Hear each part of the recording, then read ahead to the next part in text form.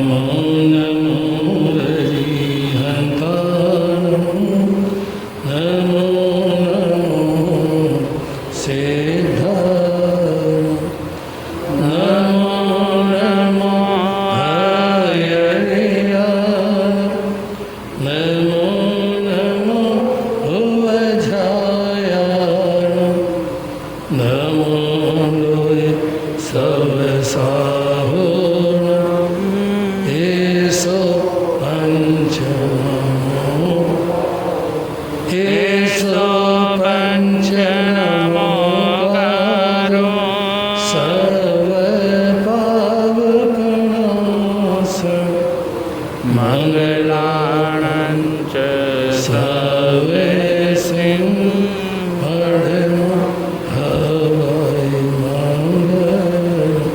मंगलाणं च सर्वेषां पठेम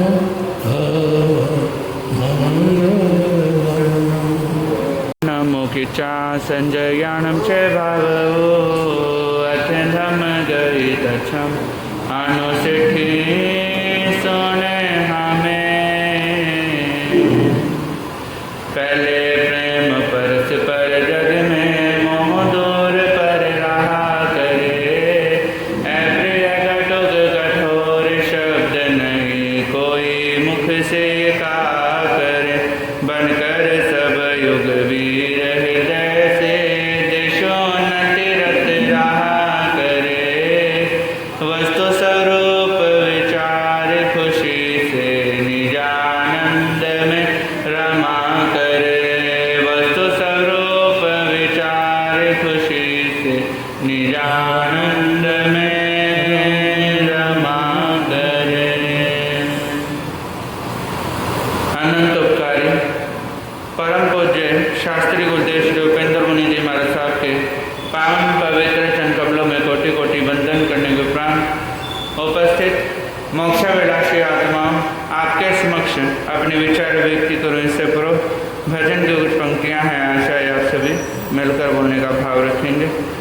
बोलिए चमत्कारी बाबा गुरुदेव श्री प्रेम सुख जी महाराज की, प्रज्ञा महर्षि गुरुदेव श्री उपेंद्र मुनि जी महाराज की।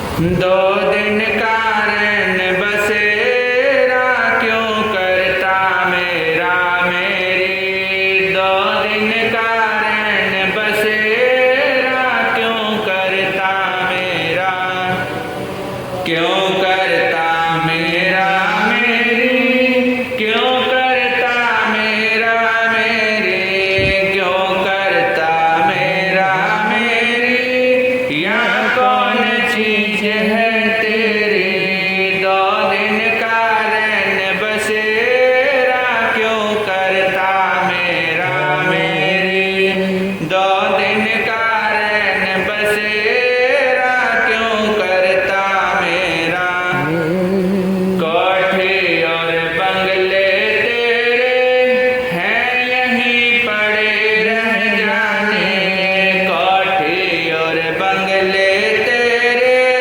हैं यहीं पड़े रह जाने, कर कर के पाप कमाई जो भरता राख जाने, कर कर के पाप कमाई जो भरता रहा खजाने, ये माया साथ न जाए क्यों लगा रहा तू ढेरी, ये माया साथ न जाए क्यों लगा रहा तू, दो दिन कारण बसेरा क्यों करता मेरा मेरे, दो दिन कारण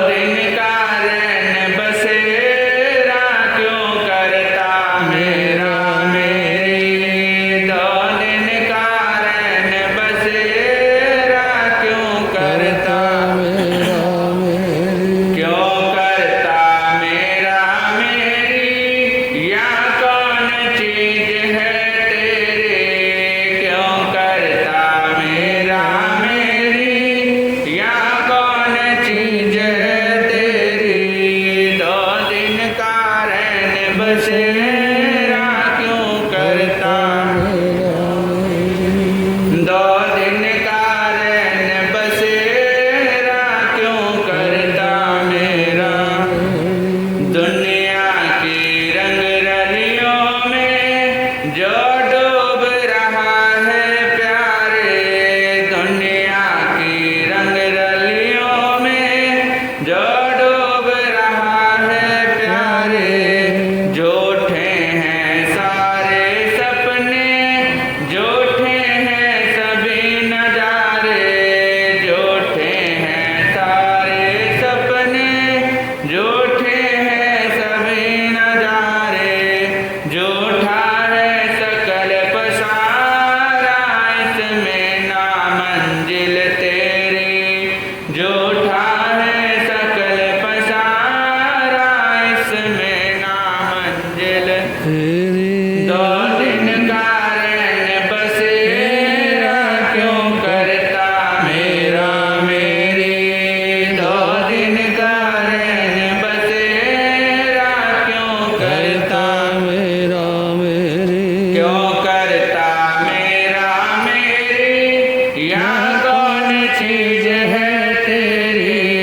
क्यों करता मेरा मेरी, यहाँ कौन चीज है तेरी। 2 दिन का रैन बसेरा क्यों करता मेरा मेरी, 2 दिन का रैन बसेरा क्यों करता मेरा। पारस या प्रभु शरण में जन्मों के प्यास बुझा ले, पारस या प्रभु शरण में जन्मों की प्यास बुझा ले। जीवन की बाकी घड़ियां प्रभु चरणों में ध्यान लगा ले, जीवन की बाकी घड़ियां प्रभु चरणों में ध्यान। सांसों का नहीं भरोसा क्यों करता है रे देरी, सांसों का नहीं भरोसा क्यों करता है रे देरी। 2 दिन का रैन बसेरा क्यों करता मेरा मेरी, 2 दिन का रैन बसेरा क्यों करता, क्यों करता मेरा मेरी। यहाँ कौन चीज है तेरी, क्यों करता मेरा मेरी। यहाँ कौन चीज है तेरी, 2 दिन का रैन बसेरा क्यों करता मेरा मेरी। 2 दिन का क्यों करता मेरा मेरी, 2 दिन का रैन बसेरा क्यों करता मेरा मेरी। धर्म में बंधुओं, आज मैं आपके सामने एकता का भाव, इसके बारे में कुछ कहना चाहूँगा। कहते हैं जब परिवार में समाज में एकता होती है तो उस परिवार को समाज को आगे बढ़ने से कोई नहीं रोक सकता। और जब परिवार में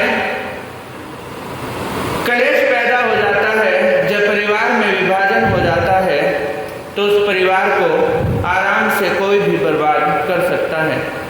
जिस समाज में विभाजन हो जाता है उस समाज को कोई भी खत्म कर सकता है, लेकिन यदि परिवार में समाज में एकता है तो कोई कितना भी प्रयास कर ले वो उस समाज को और उस परिवार को कभी भी खत्म नहीं कर सकता। एक राजा के मन में विचार आया और विचार आने के बाद वो राजा अपने मंत्री को कहता है कि मंत्रीवर, मैं अपने नगर के कुछ विशिष्ट महानुभावों को कुछ उपहार देना चाहता हूँ।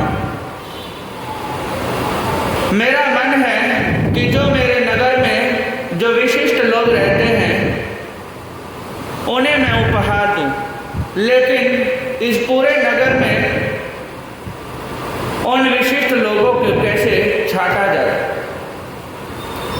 मंत्री कहने लगा, राजन, वैसे तो आपके नगर में विशिष्ट लोगों की कमी नहीं है। जिधर भी देखते हैं उधर ही विशिष्ट लोग, उधर ही अच्छे लोग दिखाई देते हैं, लेकिन मुझे नहीं लगता आपकी जो ये योजना है कभी सफल होगी। राजा ने आश्चर्य भरी दृष्टि से मंत्री की ओर देखा तो मंत्री कहने लगा, राजन, आपके इस नगर में अच्छे लोगों की तो कमी नहीं है, लेकिन आज हमारे समाज में, हमारे लोगों में एक कमी आ गई है। वो जैसे ही किसी को ऊंचा उठता देखते हैं तो वो उसकी टांग खींचना शुरू कर देते हैं, वो उसे वापस उसी जगह लाकर खड़ा कर देते हैं जहां से उसने उठना शुरू किया था। राजा कहने लगा, मंत्रीवर, तुम्हारी बात पर मैं विश्वास कैसे करूं? यदि तुम्हारे पास इसका कुछ प्रमाण हो तो मुझे दो। मंत्री ने कहा, राजन, आप मुझे कुछ समय दीजिए, मैं आपको इसका प्रमाण दे दूंगा। राजा ने समय दिया। मंत्री मन ही मन एक योजना बनाता है और योजना बनाने के बाद में राजा से उस योजना को पूरा करने की अनुमति मांगता है। राजा ने अनुमति दी तो मंत्री एक 8 फुट गहरा गड्ढा खुदवाता है जिसमें 20-25 जने आराम से खड़े हो सके। ऐसा गड्ढा खुदवाने के बाद में वो नगर भर में घोषणा करवा देता है कि जो भी विशिष्ट व्यक्ति हैं वो सब निश्चित दिन, निश्चित समय पर उस जगह पर इकट्ठे हो जाएं। निश्चित समय पर, निश्चित जगह पर सभी इकट्ठे होते हैं। पूरी नगरी के लोग वहां पर देखने के लिए उपस्थित हो जाते हैं और राजा और राजसभा के लोग भी सभी वहां पर आ जाते हैं। अब एक प्रतियोगिता रखी जाती है। उन 20-25 लोगों को उस गड्ढे में उतार दिया जाता है और घोषणा करते हैं कि जो भी व्यक्ति सबसे पहले इस गड्ढे से बाहर आएगा उसे राजा अपने राज्य का 1/4 हिस्सा उसे इनाम में देगा। अब ये घोषणा सुनने के बाद जो 20-25 लोग उस गड्ढे में उतारे हुए थे सभी अपनी पूरी जान लगा देते हैं सबसे पहले गड्ढे से बाहर निकलने के लिए। जैसे ही कोई एक उस गड्ढे से बाहर निकलने वाला होता है, जो गड्ढे में होते हैं वो उसका पैर पकड़ के नीचे खींच लेते हैं। सुबह से प्रारंभ हुई प्रतियोगिता बिना किसी परिणाम के खत्म हो जाती है।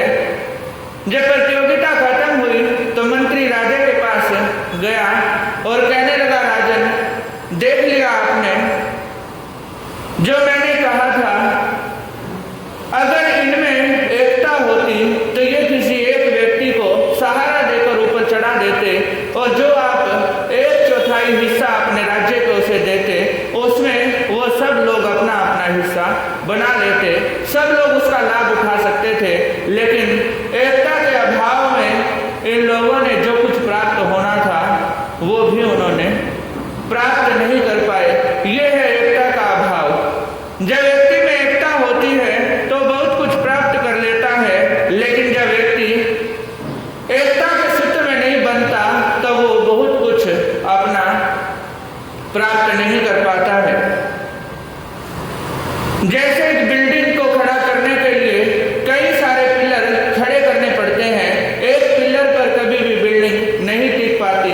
उसी प्रकार चाहे परिवार हो या समाज, जब परिवार का केवल मुखिया ही सब कुछ नहीं होता, उस परिवार में जितने भी सदस्य होते हैं अगर वो सब मिलकर के उस मुखिया का साथ देते हैं तभी वो परिवार और समाज का हर व्यक्ति जब मिलकर के जो समाज के अधिकारी हैं जब उनका साथ देते हैं तभी वो समाज और तभी वो परिवार आगे बढ़ता है। किसी एक व्यक्ति के कुछ भी करने से ना तो परिवार आगे बढ़ता और ना ही समाज आगे बढ़ता है। इसलिए मैं आप सभी से कहना चाहूँगा, आप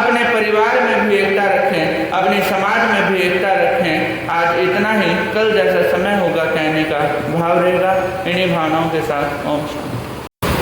तिरुभवन पीरा हर निहारे हो, तुमको मेरा नमस्कार।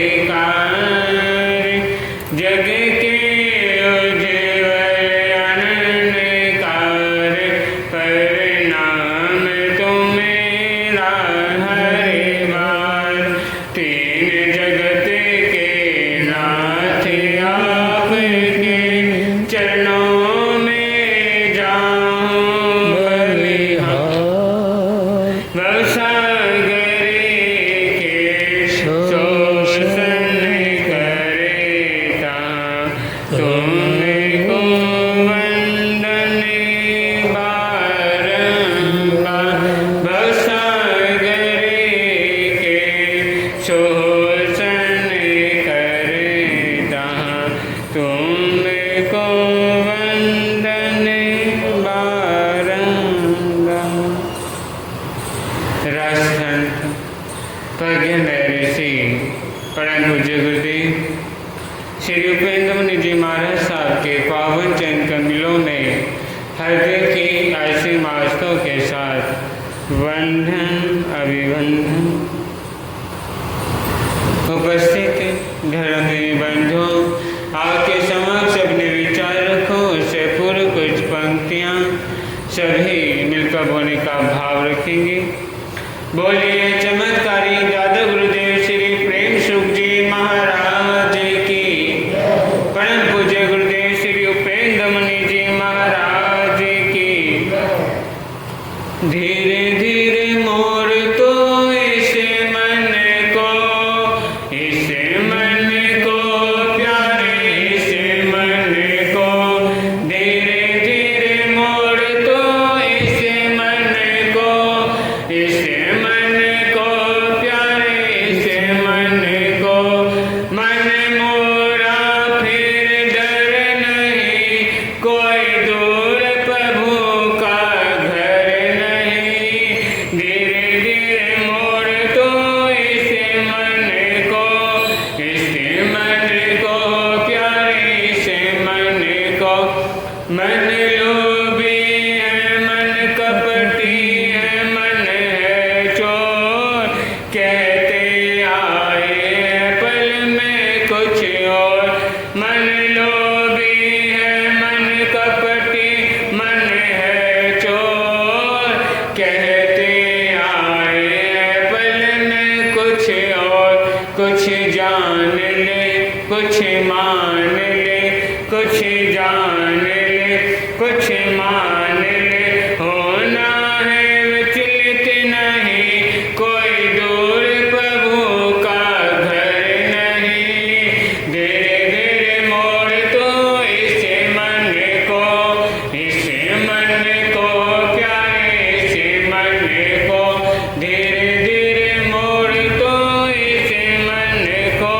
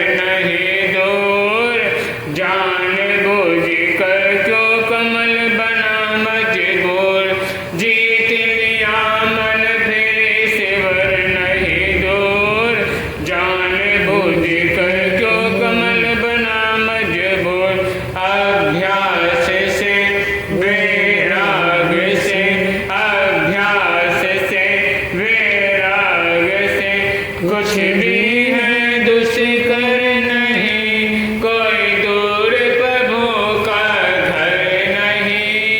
धीरे धीरे मोड़ तो इस मन को प्यारे, इस मन को धीरे धीरे मोड़ तो इस मन को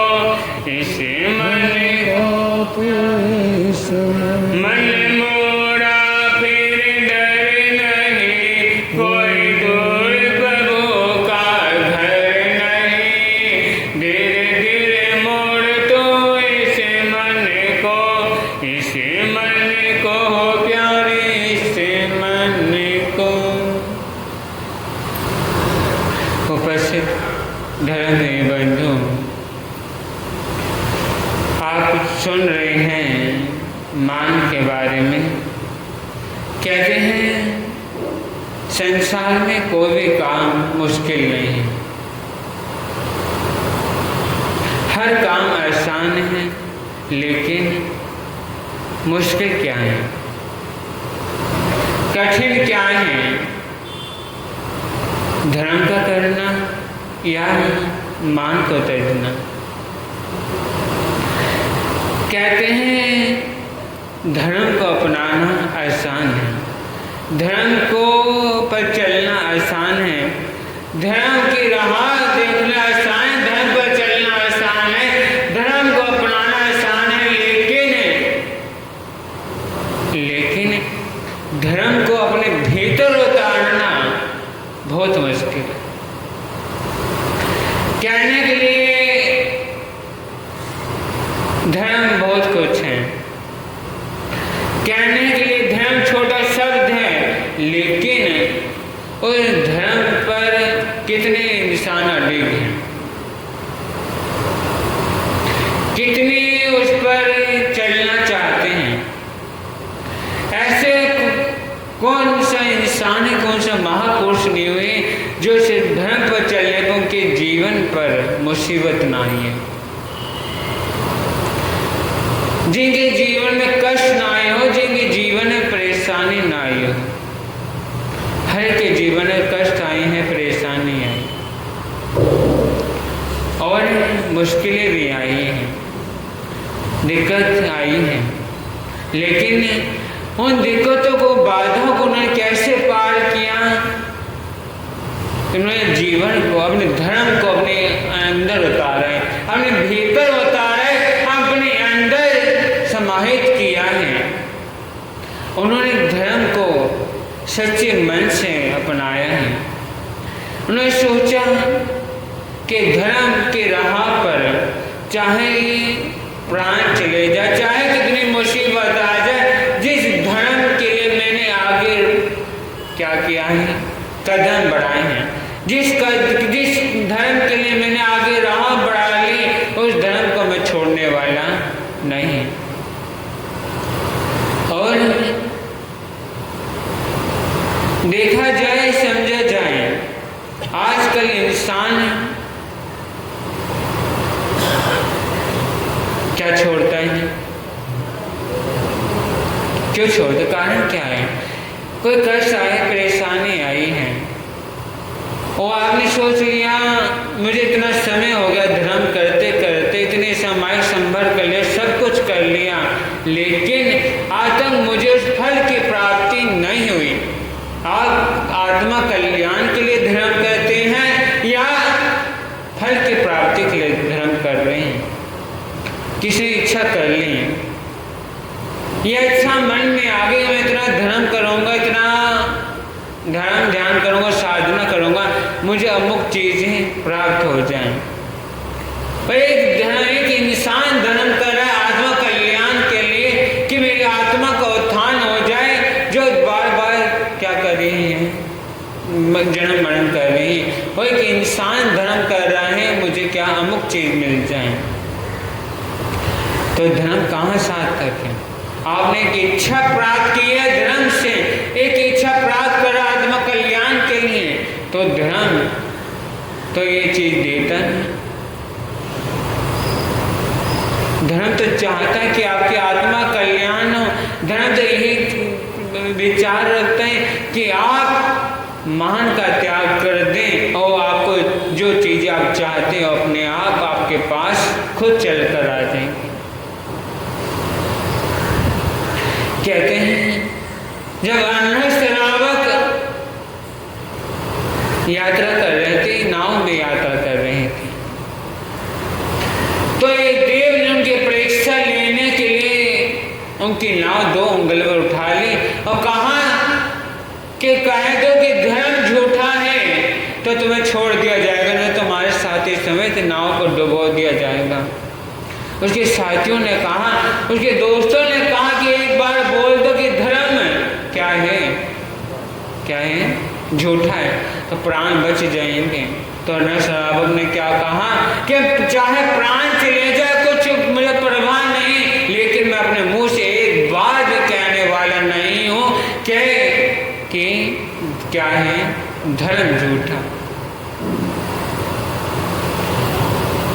साथियों ने बड़ी विनती की, गुहार लगाए कि एक धर्म के लिए क्यों अपने प्राणों की आहुति लगा रहे हैं, लेकिन कहा नहीं, चाहे जो मर्जी हो जाए एक जैसे।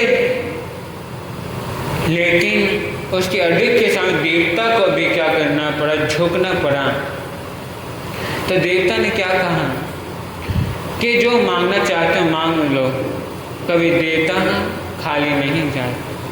तो उसने नरश्रावक ने कहा मुझे इतनी शक्ति दे कि तेरे जैसे देवता ने कहा जाए कि मैं अपने धर्म से क्या ना हूं, विचलित ना हूं। तो क्या कहा कि अभिमान क्या कहता है कि जो काम किया मैंने किया है, और धर्म क्या क्या कहता है, नम्रता क्या कहती है कि जो काम किया है धर्म ने किया। एक इंसान के मन में आया है कि जो काम हो रहा है मैंने किया है, मैं आ रही है, लेकिन नम्रता कुछ और कहती हैं। कहते हैं एक बार एक विद्वान एक नाव में यात्रा कर, नाव में सवार होकर नाव की सवारी कर रहा था। तो उन्हें नावी से पूछ लिया कि तुमने कभी कोई शास्त्र पढ़े हैं, कोई विद्या सीखी है, या कोई धर्म ध्यान किया या नहीं किया। तो नाविक ने क्या कहा कि मैंने कोई धर्म ध्यान नहीं किया, ना कोई मैंने कोई शास्त्र पढ़े, ना कुछ पढ़ा है। तो उस विद्वान ने कहा कि तुम्हारा जीवन तो आधा पानी में चला गया, क्योंकि विद्वान के मन में अभिमान आया था, हो आया कि तू तो विद्वान है, तू पढ़ा लिखा, तूने शास्त्र पढ़े हैं, धर्म ध्यान किया है। तभी देखा कि नदी में बड़ा तूफान आ गया और बड़ी तेज हवा चलने लगी। तो नाविक ने कहा कि आपको तैरना आता है या नहीं आता। अब विद्वान ने कहा कि नहीं, कि मेरा बेशक जीवन आधा पानी में चला गया, लेकिन तेरा जीवन तो पूरा ही पानी में चला गया। मुझे तो तैरना आता, मैं निकल जाऊंगा, लेकिन तो कैसे निकलेगा। तो अभिमान, तो रिश्ते तो दूर होते होते हैं अभिमान से, और अभिमान के कारण इंसान अपने से भी दूर हो जाता है, अपनी आत्मा से दूर हो जाता है, अपने धर्म से दूर हो जाता है, अपने सही से दूर हो जाता है, अपने कर्म से दूर हो जाता है, अपने पुण्य से दूर हो जाता है, सब कुछ दूर हो जाता है। रिश्तेदारी तो दूर की बात है, इंसान अपने आप से इतना दूर हो जाता है कि उसका बस एक ही कारण होता है, पतन का कारण होता है। इसलिए धर्म करते करते जितनी मुसीबत आए तो कभी पीछे नहीं हटना चाहिए, तभी उस जीवन का कल्याण उत्थान हो सकता है। तो बोलिए महापंजाब प्रवर्तक बाल ब्रह्मचारी दादा गुरुदेव श्री भागवत जी महाराज की जय हो, जय हो साधु जी मन की।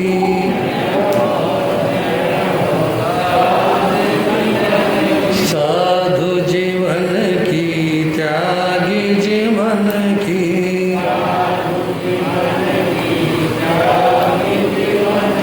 सुर सन्मुख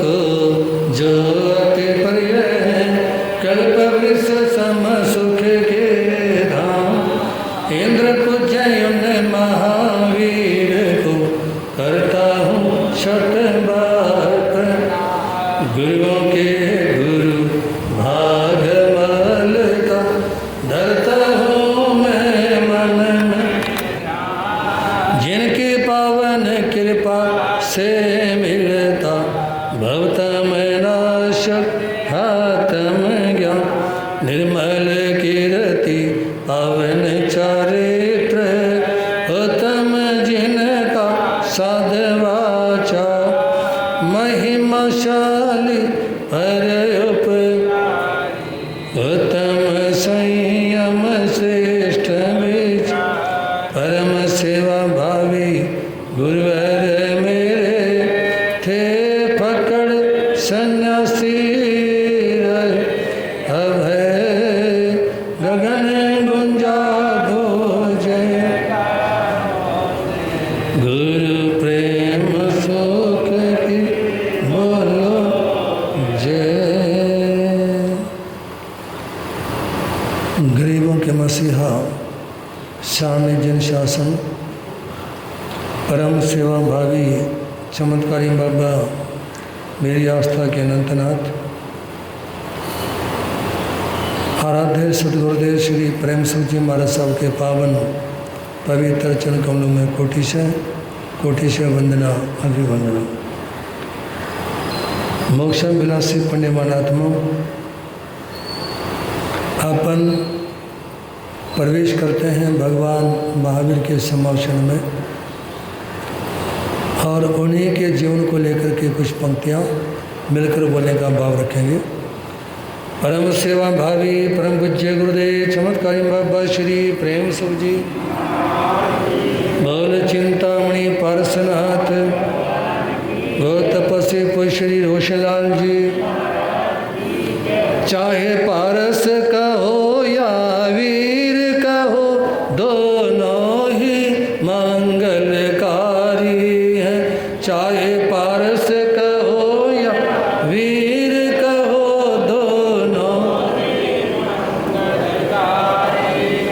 दुनिया के देवी देव सभी इनके ही चरण पुजारी। दुनिया के देवी देव सभी इनके ही। एक माँ के प्यारे हैं एक माता त्रिशला दुलारे हैं। एक माँ के बोलो एक माता त्रिशला दुलार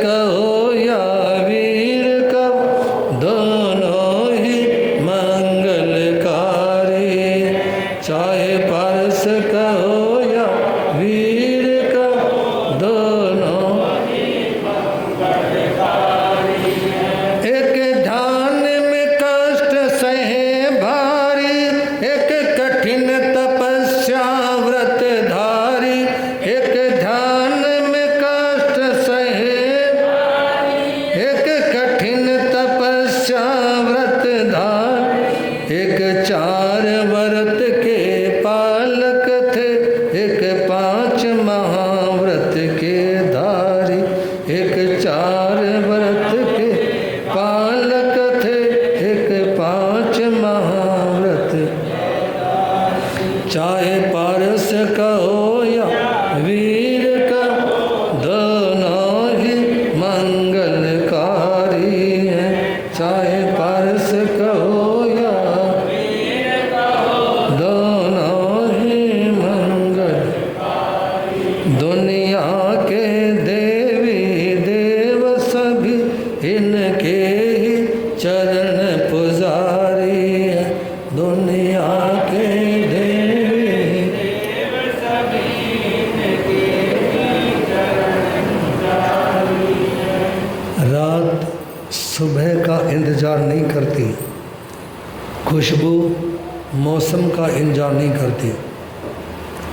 रात सुबह का इंतज़ार नहीं करती, खुशबू मौसम का इंतज़ार नहीं करती। जो भी खुशी मिले उसका आनंद लिया करो। जो भी खुशी मिले उसका आनंद लिया करो, क्योंकि ज़िंदगी वक्त का इंतज़ार नहीं करती। क्योंकि ज़िंदगी वक्त का। अभी आप लोग भगवान पारसनाथ और भगवान महावीर के जीवन चरित्र के बारे में कुछ पंक्तियाँ सुन रहे थे कि दुनिया के सभी देवी देवता इन्हीं के पुजारी हैं। आप हिंदुस्तान के जितने मर्जी तीर्थों को देख लें, आज यदि बद्रीनाथ तीर्थ है तो वो भगवान ऋषभ देव का मंदिर है। दिन निकलने से पहले भगवान ऋषभ देव की पूजा होती है, दिन निकलने के बाद में शिव की पूजा होती है। और भगवान ऋषभ देव के प्राणों में 108 नाम है। कितने? उन्हीं 108 नामों में से उपेंद्र भी एक नाम है। उन 108 नामों में उपेंद्र भी एक नाम है भगवान शिव जी का ही, जो मेरा नाम भी मेरे शिक्षा गुरु JP त्रिपाठी ने रखा था, जो 16 भाषाओं के जानकार थे। आज लोग खाटू श्याम की तरफ जाते हैं, हमारा कोई विरोध नहीं है, लेकिन वो भी, उनके पिताजी भी, उनके दादाजी भी, वो सारे भगवान अष्टमी के पुजारी थे। किसके? हैं जी? आज मथुरा वृंदावन में जो मंदिर है भगवान अष्टमी का है। अयोध्या में जो मंदिर है वो भगवान आदिनाथ का मंदिर है। इस अयोध्या का नाम भगवान ऋषभ देव के समय में विनीता नगरी था। क्या नाम था? विनीता नगरी। तो वहाँ अवशेष भी सारे वही निकले थे। लेकिन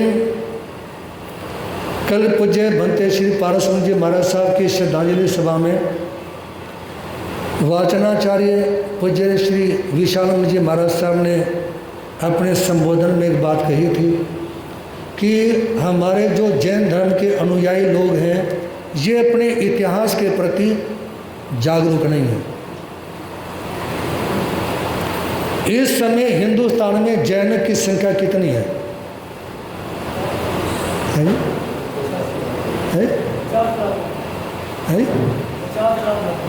इस समय जैन समाज की संख्या हिंदुस्तान में लगभग 3.5 पौने 4 करोड़। एक परिवार है जो मुजफ्फरनगर में रहता है। परिवार के मालिक का नाम है दिगंबर जैन। उनके घर में गुरुदेव के भगत की एक बेटी आई हुई है, इसलिए उस परिवार का आना जाना रहता है। उस परिवार में लगभग सभी IAS, IPS, MBA, BA, BC इत्यादि सब पढ़े लिखे हैं और सारे हिंदुस्तान का उनके पास में ब्यौरा है। ठीक है ना? मैं बिना लिए एक नाम लिए एक बात कहना चाहूँगा आप लोगों के सामने, क्योंकि वो जैन धर्म से अतिरिक्त अन्य परंपराओं से जुड़ी बात है। एक ऐसा समय था दक्षिण भारत में 1 लाख जैन साधु साध्वी और श्रावक श्राविका इकट्ठे करके जला के मारे थे। सुना हुआ आपने?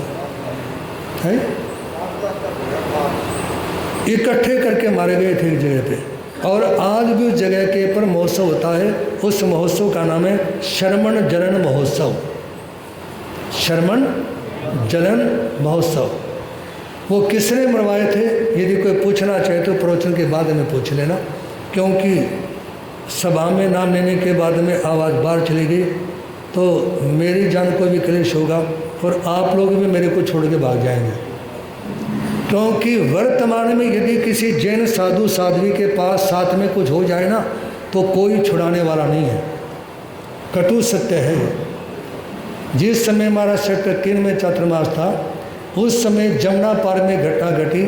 एक दिगंबरी मुनि जब जा रहे थे चौके के लिए, सामने से एक मुस्लिम भाई आया।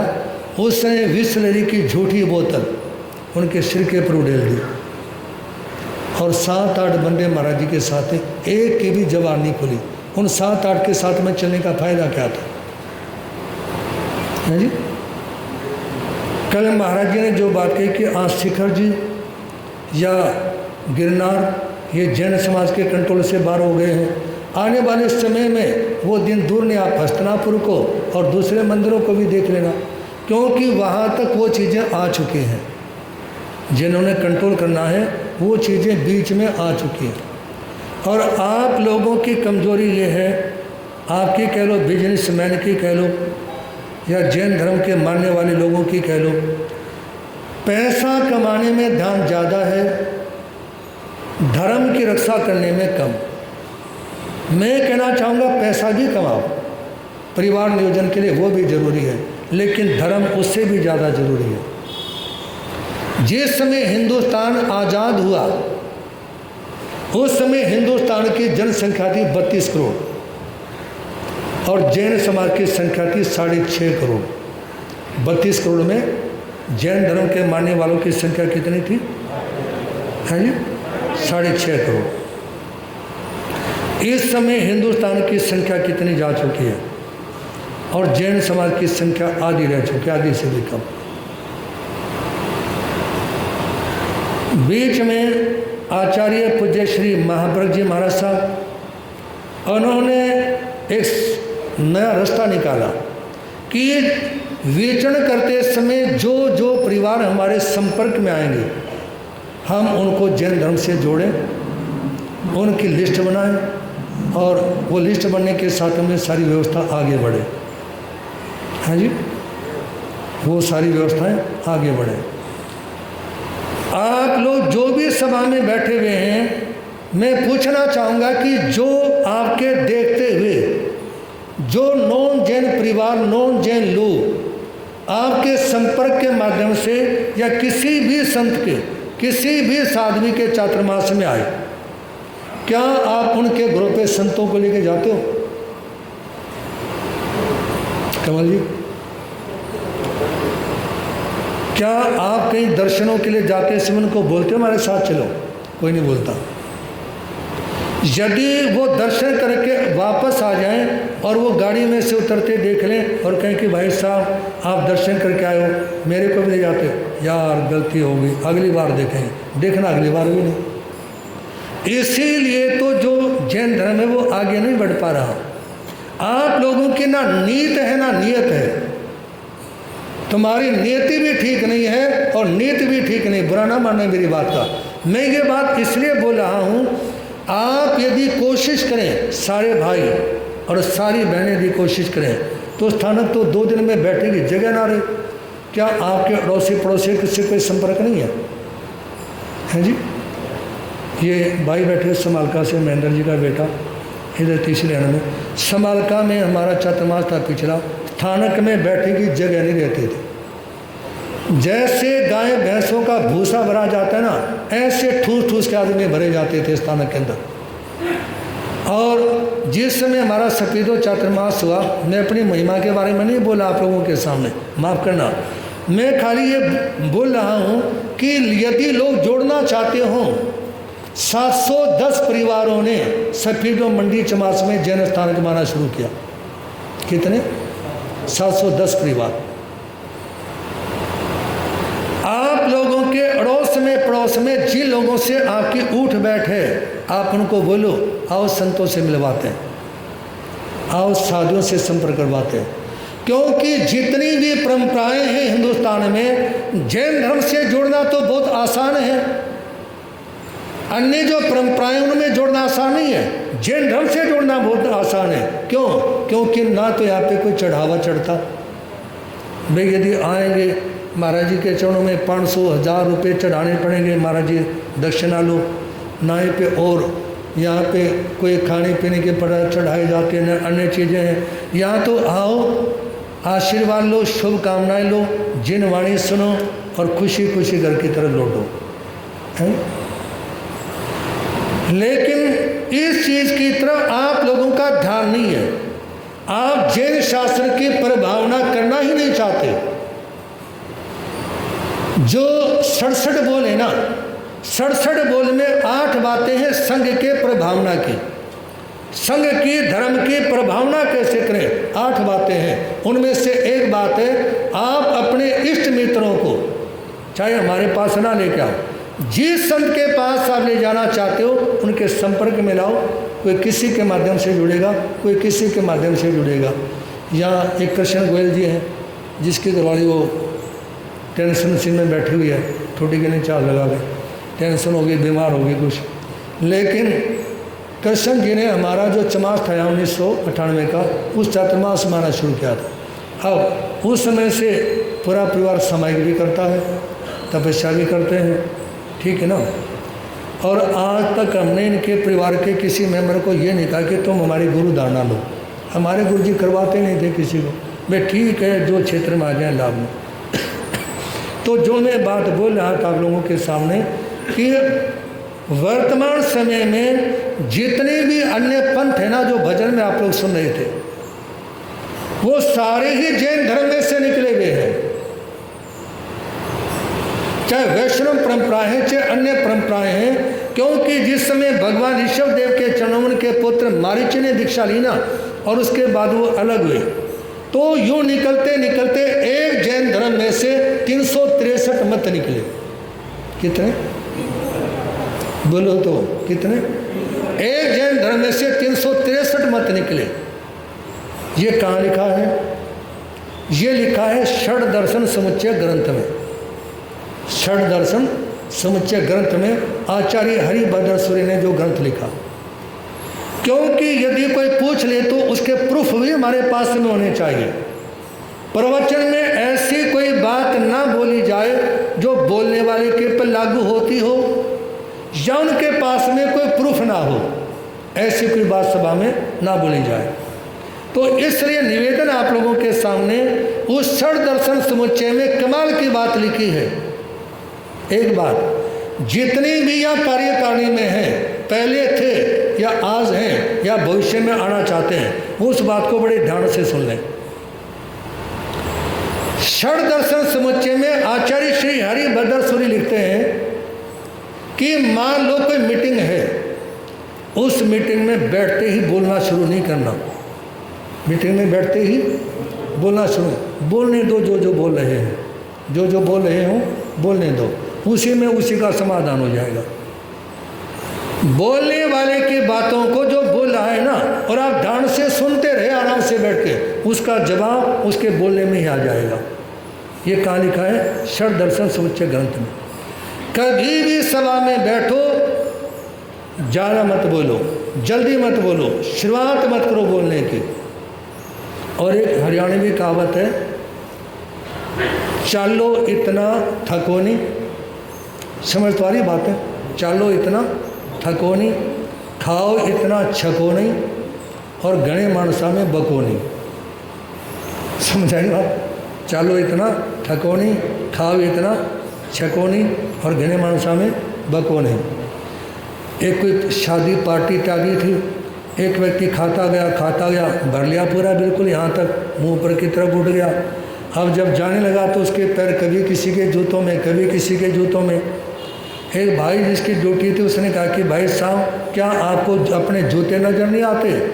उसने कहा यार इतना ज़्यादा खा रखा है जूते का, मेरे को तो खड़ा भी नज़र नहीं आता। जूते तो क्या नज़र आएंगे, तो खड़ा हुआ भी नज़र नहीं आता। महावीर महावीर कहिए, तेरे लगते नहीं रपइए।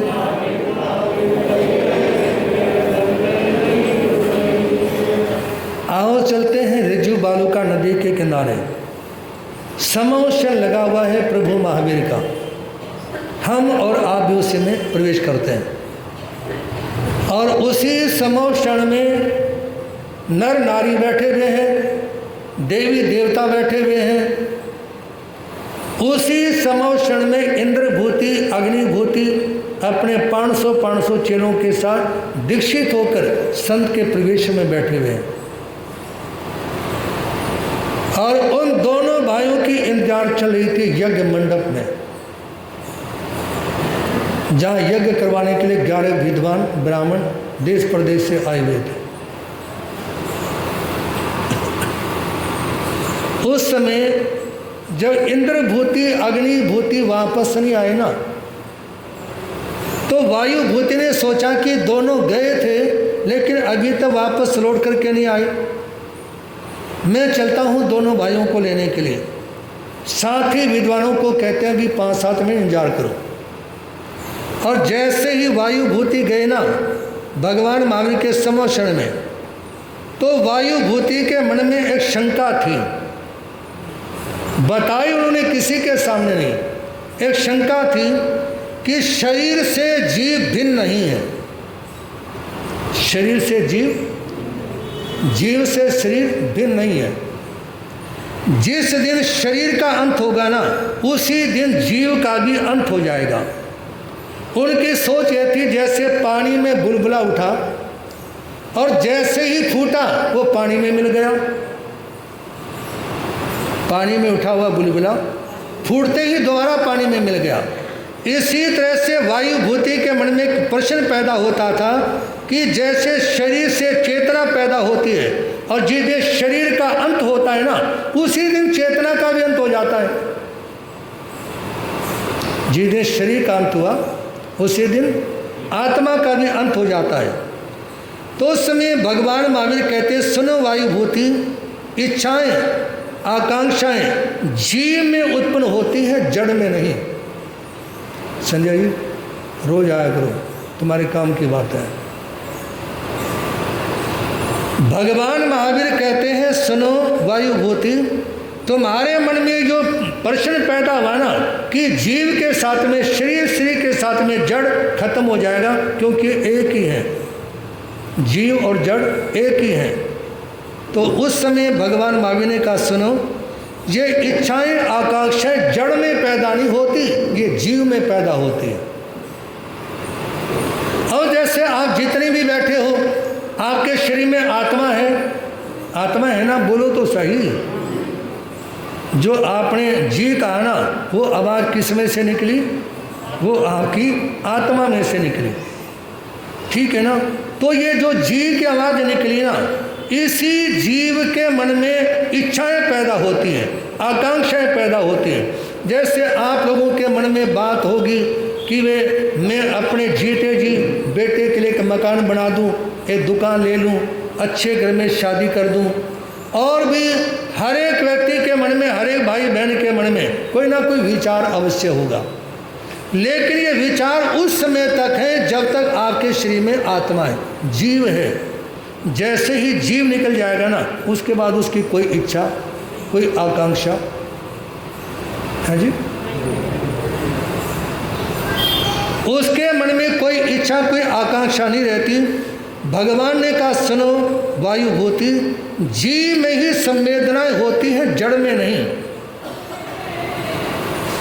आपके शरीर में आत्मा है, घर का कोई मेंबर बीमार हुआ, कोई दुखी हुआ, कोई रिश्तेदारी में समस्या आई, तो उस समस्या को देख के आपकी आंखों में आंसू आ गए, क्योंकि आपके भीतर संवेदना थी।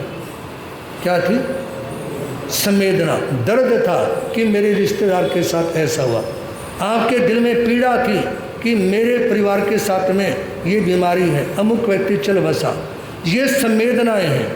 लेकिन यदि किसी के शरीर में से प्राण निकल जाते हैं, आत्मा निकल जाती है, फिर वो संवेदना प्रकट करता है किसी के प्रति।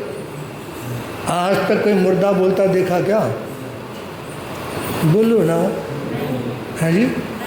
तो क्योंकि उसमें संवेदनाएं होती नहीं, उसमें जीव ही नहीं है, उसके अंदर आत्मा है ही नहीं। जब आत्मा नहीं है तो बोलेगा क्या? इसलिए भगवान महावीर कहते हैं, सुनो वायु भूति, जीव अलग होता है और जड़ अलग है, शरीर भिन्न है और आत्मा इस शरीर से भिन्न है। तो जैसे ही वायु भूति की शंका का समाधान हुआ ना, वो कहते प्रभु मुझे अपने शरण में ले लो। 500 उनके साथ शिष्य भी थे। 42 वर्ष की आयु में वायु भूति ने दीक्षा ले ली। 10 वर्ष तक वो छद्मस्त अवस्था में रहे। छद्मस्त अवस्था का मतलब क्या है? अपनी आत्मा के साक्षात्कार करने का प्रयास। घर छोड़ दिया, दीक्षा ले ली, और दीक्षा लेने के बाद में वो लगे हुए हैं, जब भी करते हैं तब करते हैं, स्वाध्याय करते हैं, और ये सब इसलिए है कि मैं अपनी आत्मा को अपनी आँखों से देख सकूं, आत्मा की अनुभूति कर सकूं, आत्मा का साक्षात्कार कर सकूं। समझ आ रही बात है? आत्मा का साक्षात्कार कर सकूं। तो उस समय 10 वर्षों तक वायु भूति इस प्रयास में लगे रहे, और 10 वर्षों के बाद जैसे केवल ज्ञान हुआ, 18 वर्ष उन्होंने केवली की अवस्था में घूम घूम करके जैन धर्म का प्रचार किया, लोगों को भेद विज्ञान की शिक्षाएं दी। और अंतिम समय में भगवान के निर्वाण से 2 साल पहले, वायु भूति का निर्वाण भगवान महावीर से 2 साल पहले हो गया था। और उस समय जैसे वायु भूति ने संतारा लिया, 1 महीने का संतारा लेकर गुणशील चैत्य से, गुणशील उद्यान जो राजगिरी नगरी में था, वहाँ से वायु भूति का निर्माण हुआ और उनकी आत्मा मोक्ष में गई। जदत्थीनम लोगे तम सबम द्वौ आरम। विश्व में जो कुछ भी है इन 2 शब्दों में समाया हुआ है। भगवान महावीर वायु भूति को आगे क्या बोलते हैं? जगत में जो कुछ भी है ना, वो इन 2 ही चीज़ों में समाया हुआ है, एक जीव और दूसरा जड़। एक जीव और दूसरा जड़, इन 2 चीज़ों में सारी सृष्टि समाई हुई है। इसीलिए 25 बोल के ठोकरे में 21वां बोल कौन सा है? राशि 2।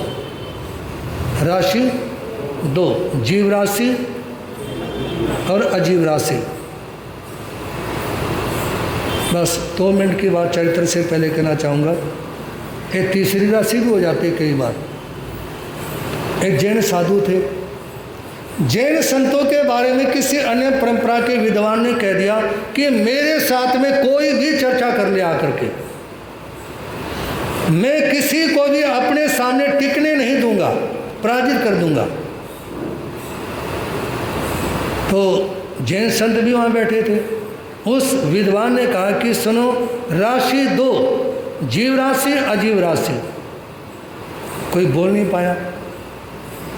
संत अपने गुरु के पास आए, कहा कि बेटा बात सुन, राशि तो 2 ही होती है, जीव राशि अजीव राशि, लेकिन कई बार बात आ जाती है हार जीत की।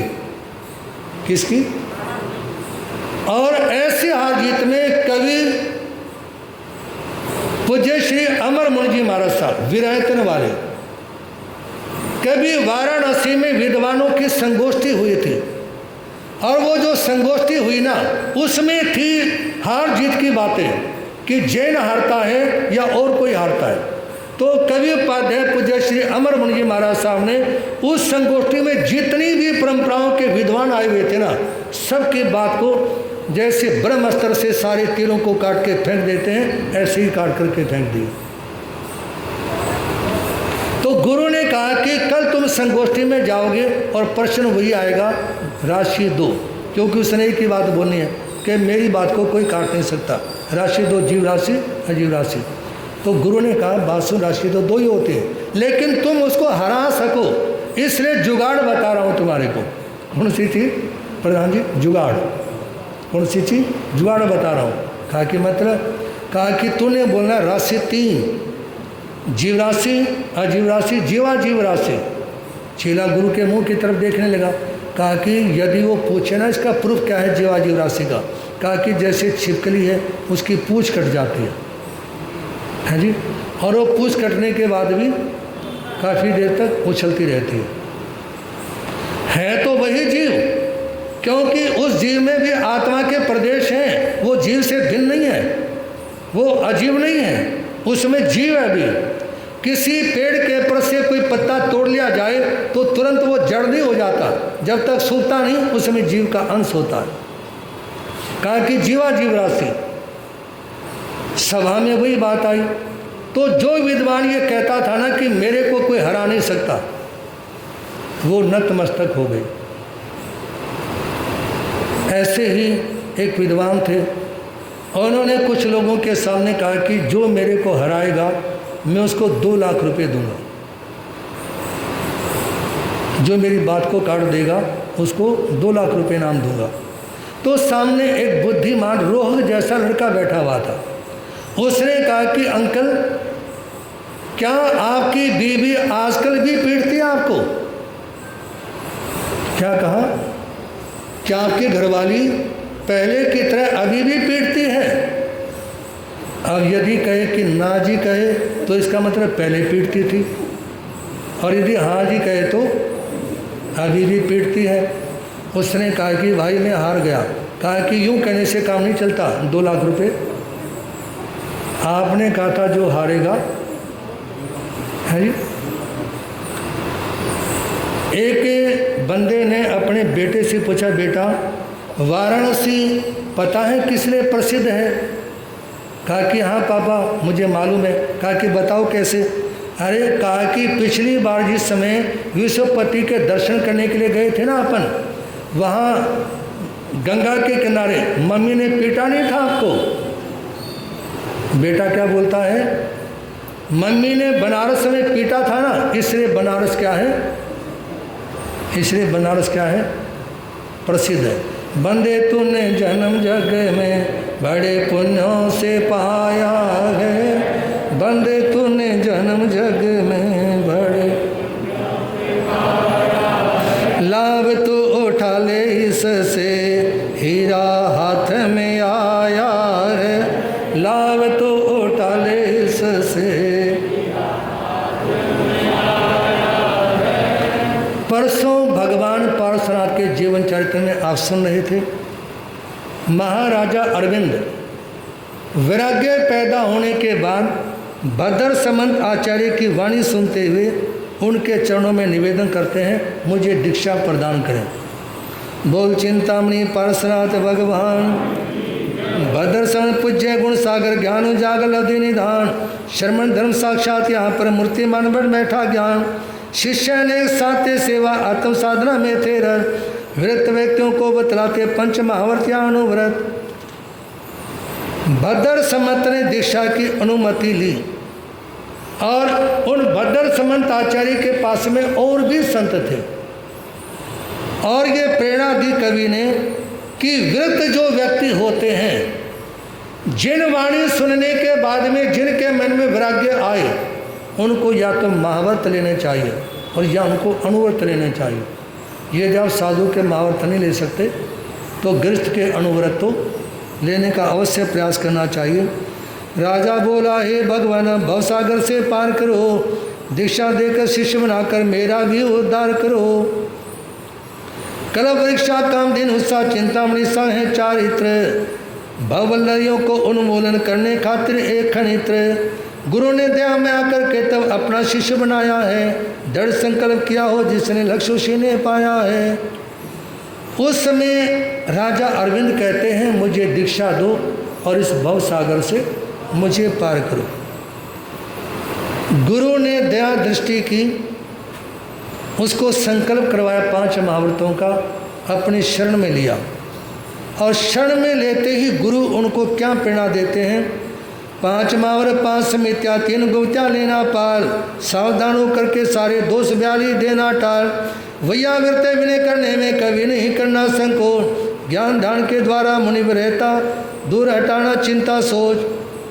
निष्प्रियता से सदा निकलता श्रमण धर्म का सच्चा तेज, काम क्रोध विमान लोभ से संग्रह से रखना पड़े। तिरस्कार करने वाले पर क्रोध नहीं करना होगा, नमस्कार करने वाले पर मोद नहीं बनना होगा। स्वसाम्य का चिकलोगे तो मुक्ति नहीं है कोई दूर, किंतु उससे कठिन है रास्ता देखो पाना पिंड खजूर। ऐसा करना जिससे तुमको शीघ्र मुक्ति मिल जाए जी, मनोकामना तेरी मेरी आशाएं फल जाए जी। उस समय गुरु कहते हैं सुनो, तुमने दीक्षा लेने के बाद में ऐसा प्रयास करना है जो शीघ्र ही आत्मा अष्टकर्मों के पास से बंधन से मुक्त हो जाए। और उसके लिए 5 समिति, 5 महाव्रत, 3 गुप्तियों का पालन करना होगा। और जो अपने से वरिष्ठ संत हैं या छोटे संत हैं, आप उनकी सेवा करने का भाव रखें और जितना से ज़्यादा हो सके आप स्वाध्याय में रहें।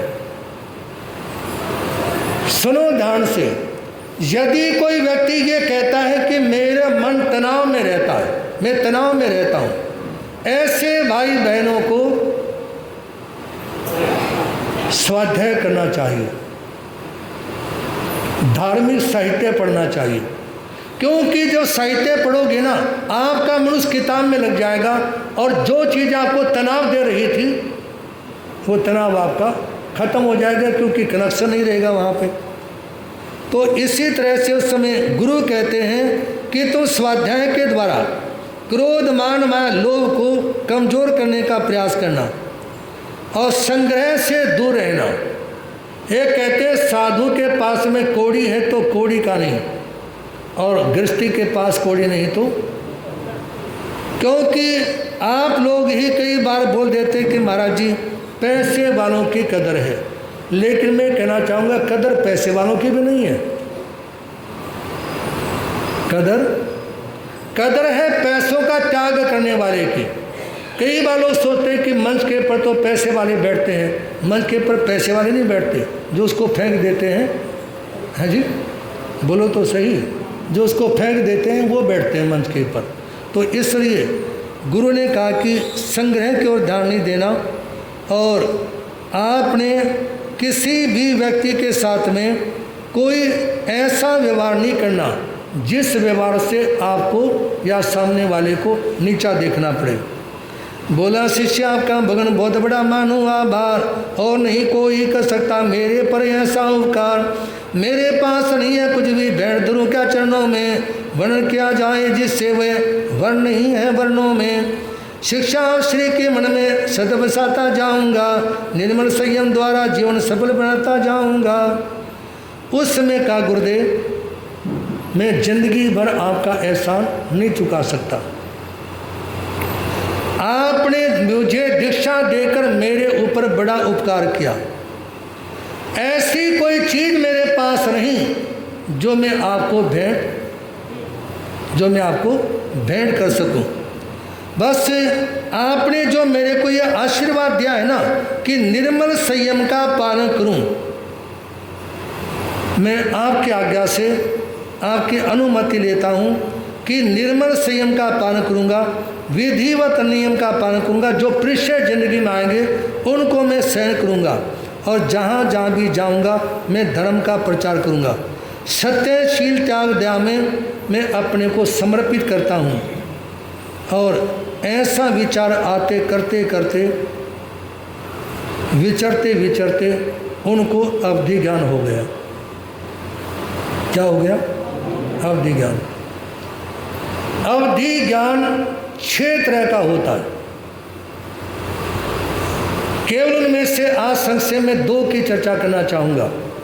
अप्रतिपाती अवधि ज्ञान जिस आत्मा को होता है वो केवल ज्ञान होने से पहले खत्म नहीं होता, उसी में मिल जाता है केवल ज्ञान में।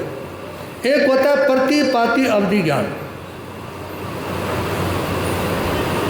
एक जगह पे साधु बैठा है अवधि ज्ञानी, वहाँ बैठा है तो अवधि ज्ञान है, खड़ा हुआ 1 कदम उठाते अवधि ज्ञान खत्म।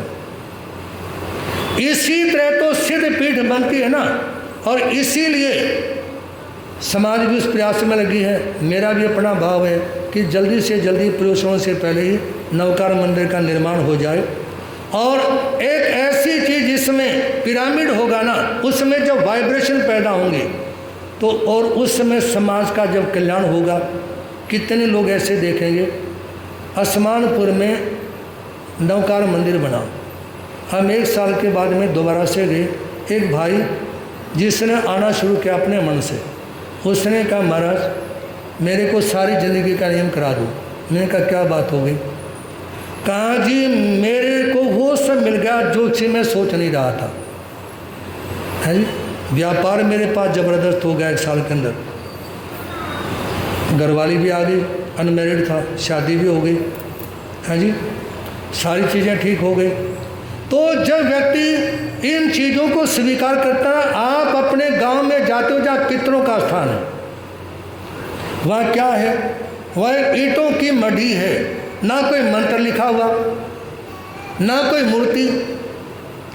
लेकिन नवकार मंत्र जहाँ लिखा होगा उसमें अरिहंतों में सारे भगवान, चाहे महाविद्य क्षेत्र के चाहे यहाँ के, सिद्धों में सारे भगवान, आचार्यों में आचार्य देव, सारी परंपराओं के, उपाध्यायों में सारे उपाध्याय, और नमो लोये सब स्थानों में जितने भी संसाध में उन सबको नमन हो जाता।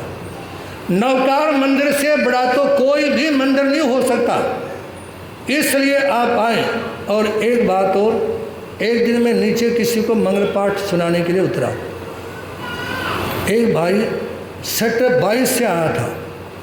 वो यहाँ खड़ा होकर के नवकार के मंदिर के सामने हाथ घुमा घुमा के वंदना कर रहा था। मैं कहा कि भाई कैसे? उसने कहा कि महाराज मैं तो अक्सर यहाँ मत्था टेकने आता ही रहता हूँ, क्योंकि जब से मंदिर बना मेरे भाव बने कि जब भी मैं साढ़े में आऊँगा नवकार मंदिर में मत्था टेके बिना नहीं जाऊँगा। और मैं त्रिनगर में रहता था, लेकिन उसके बाद में त्रिनगर से वहाँ मैंने कोठी ले ली सेक्टर 22 में, और अब मैं वहाँ आन से रहता हूँ। लेकिन यहाँ बराबर मत्था टेकने आता है, जब भी साढ़े में आता है, स्पेशल भी मत्था टेकने आता है। तो इसलिए आप लोगों के सामने निवेदन है, इस तरफ ध्यान देंगे। गए दंडकारण्य में अब मुनिवर अरविंद, मुनि से हाथी का यहाँ जुड़ता है संबंध। अरविंद मुनि अपने गुरु समंत भद्र आचार्य से आज्ञा लेते हैं अलग जाने की, और आज्ञा लेने के बाद में विंध्याचल पर्वत की तलहटियों में जहाँ दंडकारण्य वन था, जहाँ मुरुभूति का जीव हाथी और वरुणा का जीव हथिनी के रूप में था, उसी जंगल में वो चलते चलते साधना करने के लिए पहुंच जाते हैं।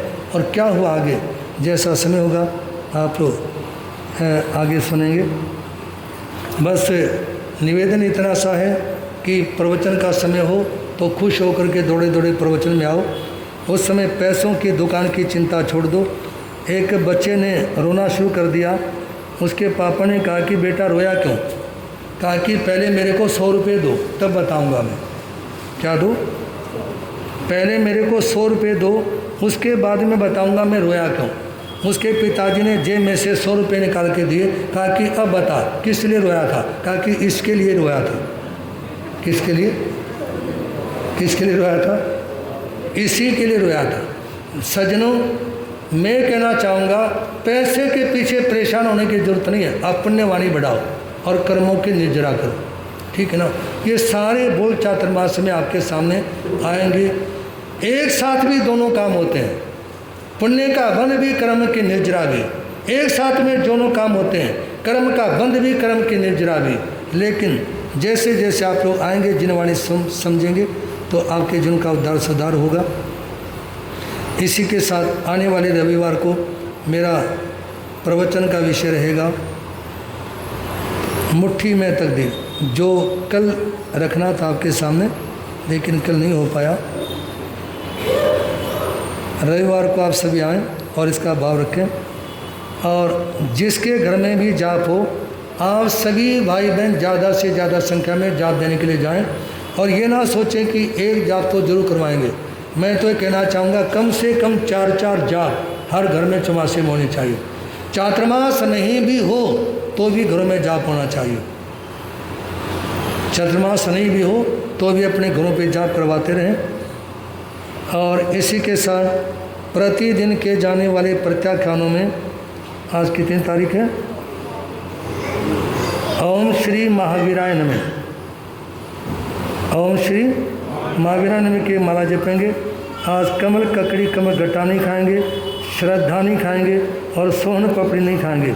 कमल ककड़ी मतलब गट्टे की सब्जी, श्रद्धा और स्वर्ण पपड़ी का ताल मन के दाना के अनुसार पानम बहुत श्रेय। और इसी के साथ प्रयोशन पर्व बिल्कुल समीप है। आप सभी अपनी तपस्याएं प्रारंभ करें और तपस्या के क्षेत्र में पूनम जन की तपस्या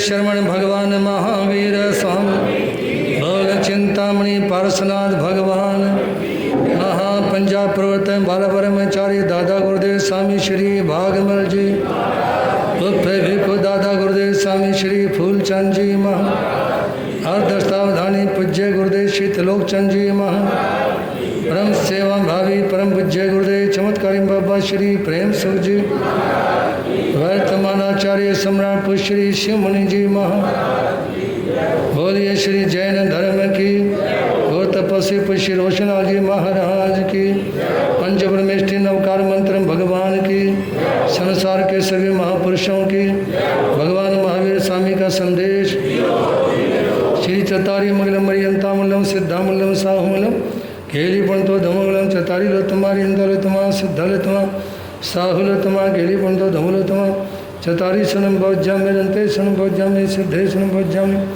साहु संभोज्यामि केली पंतो धम्मो सनम भोज्यामि हरियंतों का शरणा सिद्धों का शरणा साधुओं का शरणा दया धर्म का शरणा ये चार